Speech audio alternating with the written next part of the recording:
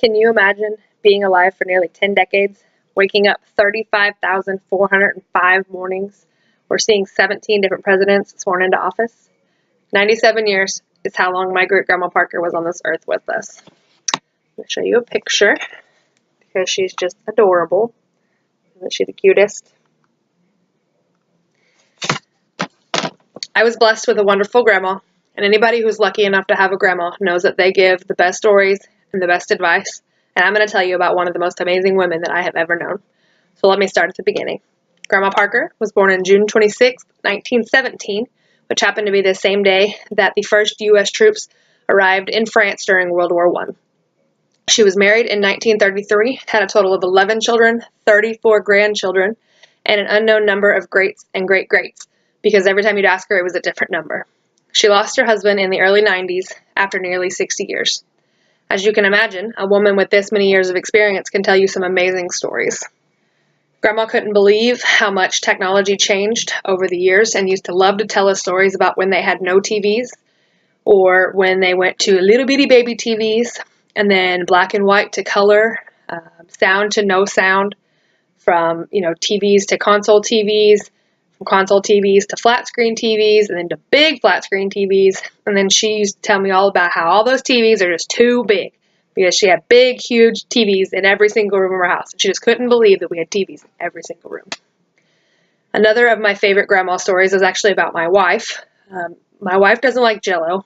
I know who doesn't like Jell-O. And Grandma Parker was convinced that every kid likes Jell-O and that Melissa was just being silly. So she would argue with Melissa all the time. Yes, you do like Jell-O. No, Grandma, I don't like Jell-O. So she would make Melissa, she made her 7 different kinds of Jell-O one time and laid them all out for her and was like, I want you to try all of these because you will like one of Grandma's Jell-Os. Everybody likes Grandma's Jell-Os.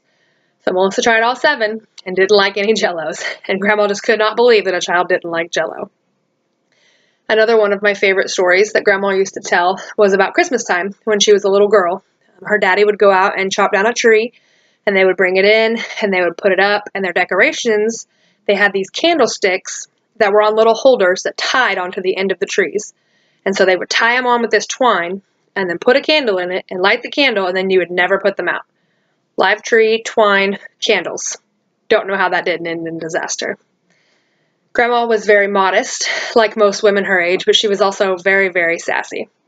Grandma liked to wear housecoats instead of robes because she says that robes are too hot and you just can't hold all that in with just one knot. One knot is just not safe enough. So my first thing I've got to show you here is a Grandma Parker housecoat.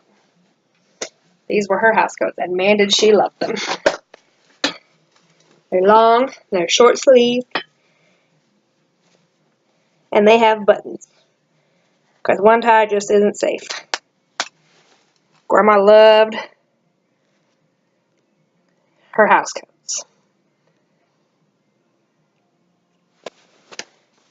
Grandma had a way about her. She was someone that you wanted to be like, someone that you wanted to be around. She always, always had to have her teeth in. Always. She told us, if I die and you don't send me with my teeth, I'm going to come back to haunt you. She was so funny and so sassy. She said her very first cuss word at the age of 96, and she said, damn, and then she prayed for forgiveness. She also made me a deal at the ripe old age of 95 because she hated my short hair. She would hate it now. She said, Ashley, I'll make you a deal. I said, okay, Grandma, anything for you. And she said, well, I won't die if you don't cut your hair. Okay, Grandma, you have a deal. So I didn't cut my hair. She made her into the deal for 2 more years, and I kept mine for 4.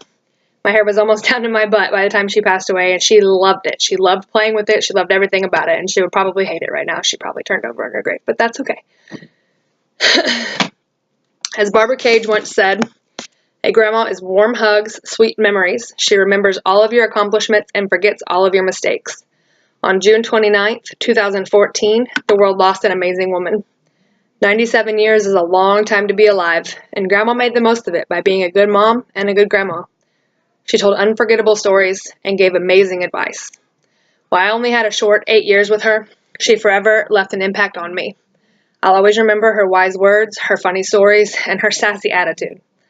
I was by her side all the way until her very last breath, and she'll be in my heart until mine. I've got one more picture here. So this is my great-grandma with my daughter. And then there's great-grandma with my son. She sure did love those grandbabies. If you still have your grandma, go give her a hug. Great-grandmas are the best.